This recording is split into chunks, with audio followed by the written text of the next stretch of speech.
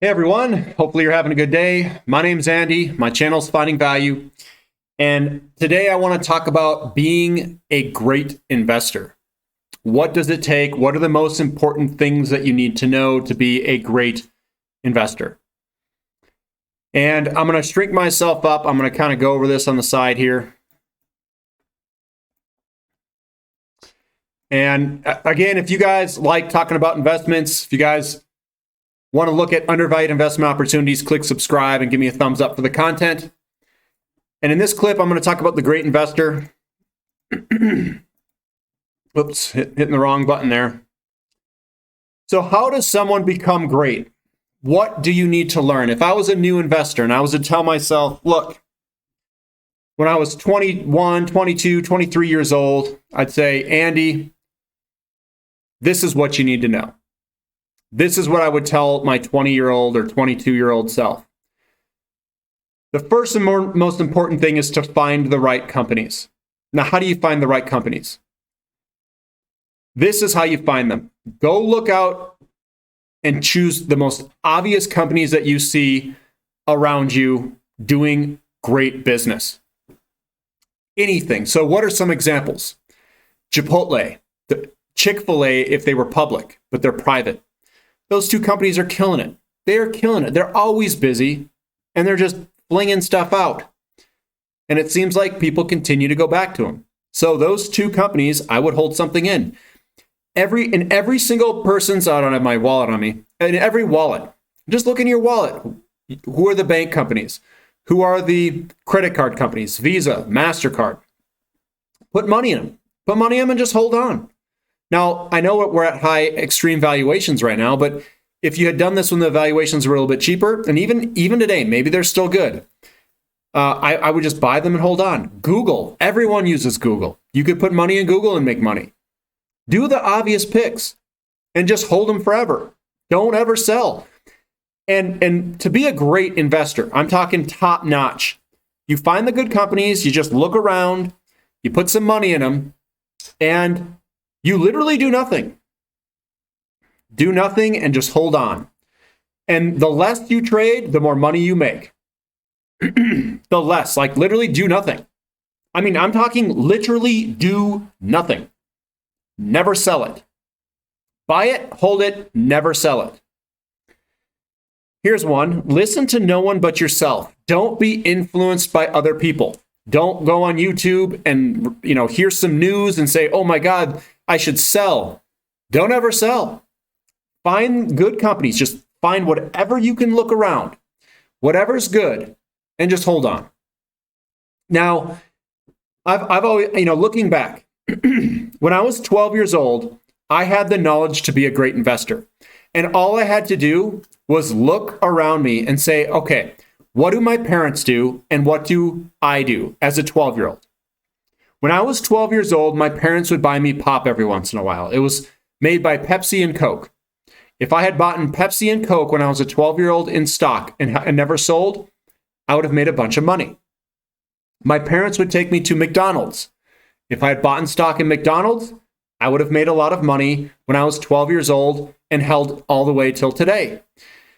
If I had bought in anything else, my dad bought gasoline, Shell, Conoco, Chevron, ExxonMobil. Those are all the major stations that were by where we lived.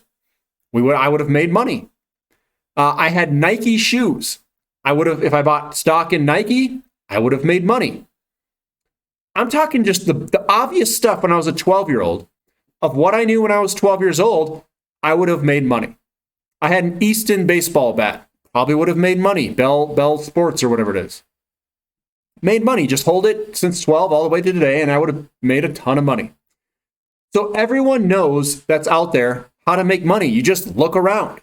Just look around you and say, oh, I'll invest in this, I'll invest in this, and then just never sell it. Google was huge when it first came out. Everyone knows it was going to make money. Pretty obvious pick. Visa and MasterCard. Everybody gets these credit cards. Another easy pick. So just look around, find good companies. You don't even need to look at the balance sheets. You literally just need to find out what the ticker symbol is and go buy it. If you see it growing around you and they're prospering, For the most part, I think it's going to be an easy bet. I mean, go into those and just hold on and spread it out amongst a whole bunch. Now, there are ways that you can refine your investing. That's what this channel is about. And in commodities, it's cyclical. So you have to trade in and out. It's a very long time period. Maybe 10, 15 years is a cycle. So you can also refine your investments doing technical analysis. That's what I use. Looking at the business or real estate cycle. And what happens there is you have to look at it's going to impact interest rates and inflation, and it's going to cause a rotation of money. That's why we want to look at the real estate cycle. You want to cost average into positions when they're low. That's an extra refinement step to becoming a great investor. You can use ratio analysis to identify value. That is incredibly important for commodities. Stocks, not so much. You can go into a good company and just hold it forever. Not worry about any of this. These are all refinements. You don't even need this. This is not a must-have. This is to become a great investor. And then I also think if you're going to choose individual companies, that your portfolio position size is correct in individual stocks to reduce risk. 1 to 5% is about right in each position. So that's what you want to do if you want to refine your investment. But to become great, literally, find good companies, buy them, never sell. That's it. That is that simple. Open up a brokerage account, put some money in it, buy some Nike, buy some Chipotle, buy some Baidu, buy some Google, buy whatever you see. Buy whatever you see that you think could be of good value. Apple stock, you buy an iPhone. If you like iPhones, go buy Apple stock. You'll probably do very well. Now, there's one thing I want to go over. Fidelity did some research on their accounts, and there's people who die, so they've got a bunch of dead people's accounts that passed away. And what they found out was, this is what they found. They said the accounts with the highest returns were classified as dead or inactive accounts. In other words, dead people do better in the stock market than living people. And it's because dead people aren't always fiddling with their investment accounts the way living people do. And Warren Buffett made a quote, "Don't buy anything you wouldn't be comfortable owning for 10 years. So there you have it. There's the proof. Dead people outperform living people in their accounts. So when I mean you literally do nothing, I am literally saying do nothing. Take some money, find a company you like, put it in the company, do nothing. Don't touch it. That's how you make a lot of money." So I thought it was pretty cool. I was reading the article and, they had this in there and I was like, oh, this is perfect. I got to share this with everybody because dead people outperform living people. And the only difference there is they literally do nothing. They can't do anything. The account is literally just sitting there.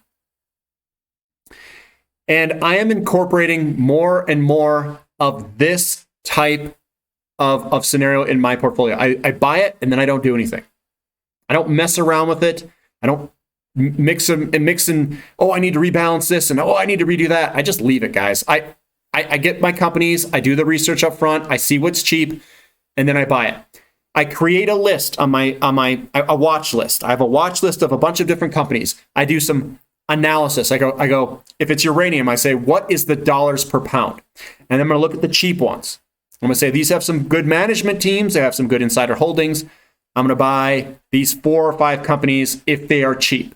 If they pull back and the chart looks good, I add some in. And I continue to add in and add in and add in. And then I don't touch it. I do not touch it. Because when you touch it, that's when things get all messed up. And when I make more money and I get more income, I continue to invest in it and I put it in the best opportunities at that time and cost average in. If something else comes down, I buy that one. If this one's breaking a pattern, I buy that one. I buy a whole bunch, spread it out, and then I don't touch it. Don't touch your stuff means higher returns. I've got the proof in the pudding's right behind me. If you guys enjoy this, give me a thumbs up.